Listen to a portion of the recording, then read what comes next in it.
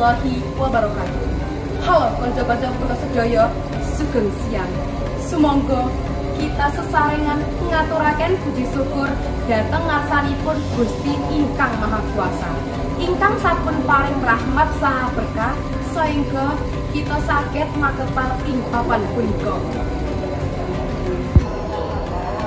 Kula lan kanca-kanca ingkang sami dados anggota kelompok kaping sekawan badhe ngrapungaken tugas babagan sajarah ingkang nyariosaken babagan Kerajaan Mataram kuno. Sadaringipun kula lan kanca-kanca badhe ngaturaken dhateng panjenengan sedaya. Nami kula Khairunisa lan kanca-kanca kula sedaya. Nami kula Humaira Zahra Syarifah. Nami kula Haura Amelia. Halo teman-teman semuanya. Apakah kalian tahu tentang Kerajaan Mataram kuno? Kalau belum tahu, simak presentasi dari kelompok kami ya. Nah, Kerajaan Mataram kuno atau dikenal juga sebagai Medang adalah salah satu kerajaan Hindu-Buddha yang pernah berdiri di Jawa Tengah bagian selatan pada abad ke-8 dan kemudian berpindah ke Jawa Timur pada abad ke-10. Didirikan oleh Raja Sanjaya pada tahun 732 Masehi berdasarkan informasi dari Prasasti Canggal. Ibu kota awalnya di daerah Medang yang sekarang berada di sekitar Yogyakarta. Kerajaan ini dikuasai oleh dua dinasti utama, yaitu dinasti Sanjaya yang beragama Hindu dan dinasti Sailendra yang beragama Buddha. Kedua dinasti ini memberikan kontribusi besar terhadap perkembangan kerajaan. Salah satunya pembangunan candi-candi besar seperti Candi Prambanan oleh dinasti Sanjaya dan Candi Borobudur oleh dinasti Sailendra. Sekitar tahun 929 Masehi, pusat kerajaan dipindahkan ke Jawa Timur oleh Empuk Sindok karena beberapa alasan termasuk ancaman dari kerajaan lain seperti Sriwijaya dan bencana alam erupsi Gunung Merapi. Kerajaan Mataram kuno mencapai puncaknya di bawah pemerintahan Raja Samaratungga dari dinasti Sailendra yang membangun Candi Borobudur. Namun, konflik internal dan serangan dari kerajaan lain menyebabkan kerajaan ini runtuh pada awal abad ke-11. Nah, ternyata Kerajaan Mataram kuno didirikan pada tahun 732 Masehi oleh Raja Sanjaya dari dinasti Sanjaya. Adapun beberapa raja-rajanya yang kedua ada Rakai Panangkaran, adalah Raja Medang kedua yang sekitar tahun 760 sampai dengan 780 dengan gelar Sri Maharaja Rakai Panangkaran Biah Pancapana. Namanya dikenal melalui prasasti Raja Sangkara, prasasti Kalasan, prasasti Muntiasi, dan prasasti Wanua Tengah. Yang ketiga, Sri Maharaja Rakai Panunggalan atau Dharma Tunggal adalah gelar dari Rakai Panaraban. Raja Medang yang ketiga ini tahun 780 sampai dengan 800. Nama Rakai Panaraban tercantum dalam prasasti Wanua Tengah 3 dan naskah cerita Parahyangan. Yang keempat, Sri Maharaja Wara atau Indra dari dinasti Sailendra adalah menantu Rakai Panangkaran yang memerintah dari tahun 800 sampai 820 Masehi.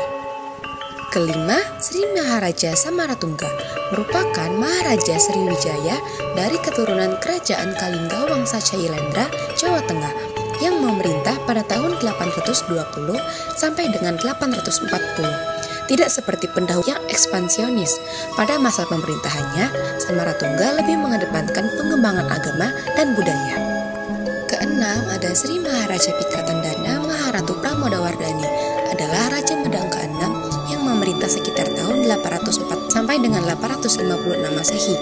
Ia adalah raja setelah Rakai Garung dan sebelum Rakai Kayuwangi.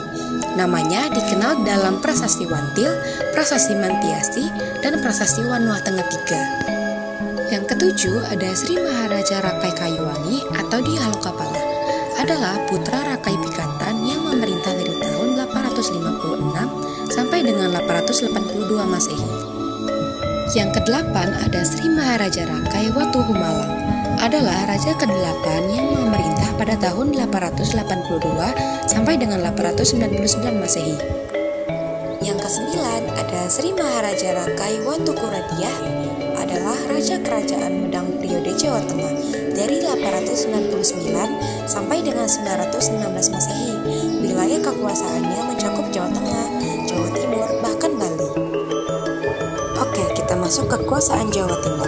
Yang pertama ada Rakai Hino Sri Isyana atau Mpok Sindok, adalah raja yang memindahkan pusat kekuasaan Kerajaan Medang dari bumi Mataram masa periode Jawa Tengah ke Jawa bagian tengah. Memerintah pada tahun 900-an sampai dengan 947 Masehi. Yang kedua ada Sri Isyana Tunggawijaya, adalah raja perempuan Kerajaan Medang Prianur yang memerintah berdampingan bersama dengan suaminya yang bernama Sri Lokapala.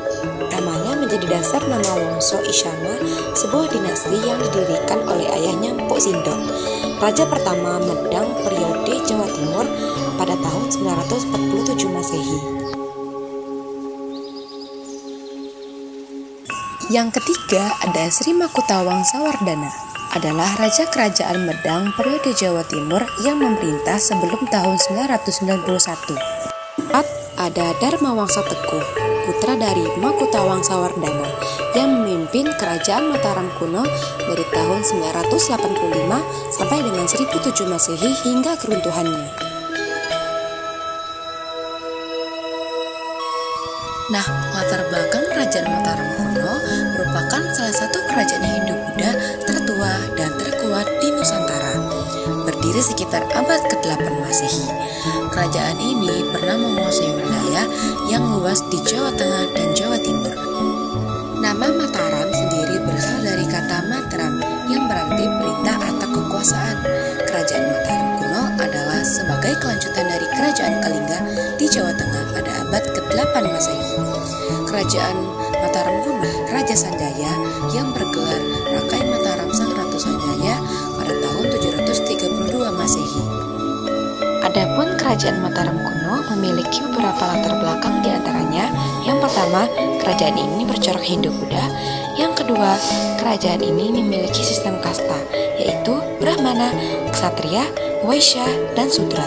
Yang ketiga, kerajaan ini memiliki dan sumber daya manusia yang melimpah.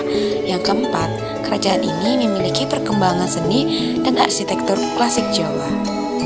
Nah, Kerajaan Mataram kuno adalah salah satu kerajaan Hindu-Buddha terbesar dan terkuat di Nusantara pada masanya. Kerajaan ini memiliki pengaruh yang sangat besar dalam perkembangan sejarah dan budaya di Indonesia. Untuk mengetahui kapan tepatnya kerajaan ini berdiri dan runtuh, kita perlu menelisik perjalanan panjang sejarahnya. Awal berdirinya Kerajaan Mataram kuno, meskipun tidak ada tanggal pasti mengenai pendirian Kerajaan Mataram kuno, para ahli sejarah umumnya sepakat bahwa kerajaan ini berdiri pada abad ke-8 Masehi. Pendiri kerajaan ini adalah Rakai Mataram Sang Ratu Sanjaya. Beliau merupakan sosok yang sangat penting dalam meletakkan dasar-dasar kerajaan yang kemudian berkembang menjadi sebuah imperium besar di Pulau Jawa. Masa kejayaan dan perkembangan Kerajaan Mataram kuno mengalami masa kejayaan yang cukup panjang, ditandai dengan pembangunan berbagai candi megah seperti Candi Borobudur dan Candi Prambanan. Pada masa ini, pengaruh budaya Hindu-Buddha sangat kuat dan penyebar ke berbagai wilayah di Nusantara. Keruntuhan Kerajaan Mataram kuno merupakan proses yang cukup kompleks dan dipengaruhi oleh berbagai faktor. Beberapa faktor yang menyebabkan keruntuhan kerajaan ini antara lain sebagai berikut.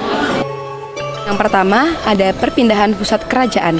Setelah mengalami beberapa kali perpindahan pusat kerajaan, akhirnya pusat pemerintahan berpindah ke Jawa Timur dan berganti nama menjadi Kerajaan Medang.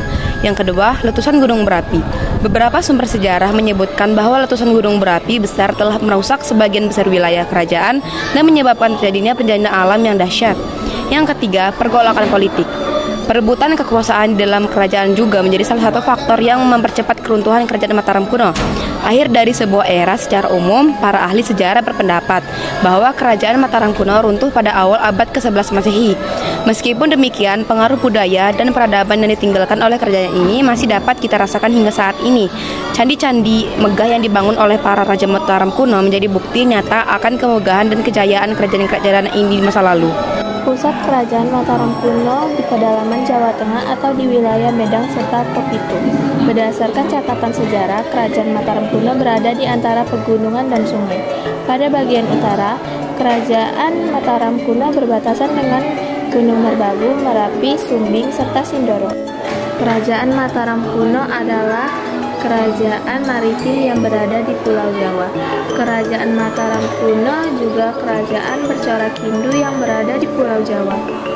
Di sisi barat, kerajaan Mataram kuno berbatasan dengan Pegunungan Serayu, sementara di sisi timur berbatasan dengan Gunung Lawu.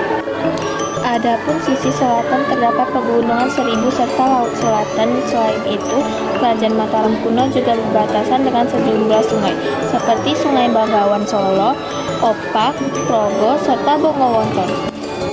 Sementara itu, wilayah Popitu diperkirakan berada di sekitar Kedu hingga Prambanan. Kerajaan Mataram kuno sendiri juga pindah ke wilayah Jawa Timur di abad ke-9 hingga ke-10 Masehi. Kerajaan Mataram kuno memiliki sistem pemerintahan yang sangat menarik dan terstruktur. Pada masa itu, kekuasaan dipegang oleh raja dengan dua dinasti utama yang memerintah, yaitu dinasti Sanjaya dan dinasti Shailendra. Dinasti Sanjaya yang beragama Hindu menguasai bagian utara, sedangkan dinasti Shailendra yang beragama Buddha menguasai bagian selatan Jawa. Pengalihan kekuasaan antara kedua dinasti ini sering terjadi, dengan bukti prasarana peninggalan sejarah seperti Candi Prambanan dan Borobudur. Raja pertama dari kerajaan ini adalah Sanjaya, yang dikenal dengan gelar Rakai Mataram Sang Ratu Sanjaya. Banyak keputusan dan catatan penting kerajaan yang tertulis dalam prasasti, seperti Prasasti Canggal dan Prasasti Kalasan. Pusat pemerintahan kerajaan ini sering berpindah dari satu tempat ke tempat lain, seperti dari bumi Mataram, sekarang Yogyakarta, ke Mamrati dan Pohpito karena berbagai alasan politik, bencana alam, atau ancaman dari kerajaan lain seperti Sriwijaya.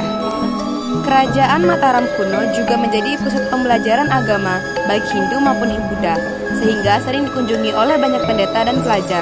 Dinasti Shailendra juga membangun hubungan perdagangan dan politik dengan kerajaan lain di Asia Tenggara, Cina, dan India.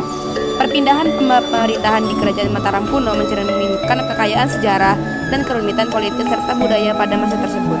Salah satu pengaruh kerajaan Mataram kuno bagi bangsa Indonesia masa kini dapat dilihat dari salah satu peninggalannya, yaitu Borobudur. Borobudur yang telah dipercaya dunia sebagai salah satu keajaiban dunia adalah peninggalan terbesar kerajaan Mataram kuno. Lalu ada peninggalan kerajaan Mataram kuno. Ada 4 candi. Yang pertama ada Candi Prasasti Kalasan. Adalah prasasti peninggalan kerajaan Mataram kuno yang ditemukan di Kecamatan Kalasan, Kabupaten Sleman, Yogyakarta. Yang kedua, Prasasti Mantiasi. Salah satu peninggalan kerajaan Mataram kuno adalah Prasasti Mantiasi atau Kedu. Ketiga, Prasasti Canggal adalah prasasti peninggalan kerajaan Mataram kuno yang ditemukan di Gunung Wulkir, Desa Canggal, Kecamatan Salam, Magelang, Jawa Tengah. Dan yang terakhir, Candi Borobudur adalah salah satu peninggalan kerajaan Mataram kuno yang terletak di Magelang, Jawa Tengah. Makata ingkang saged kula aturaken. Mugi-mugi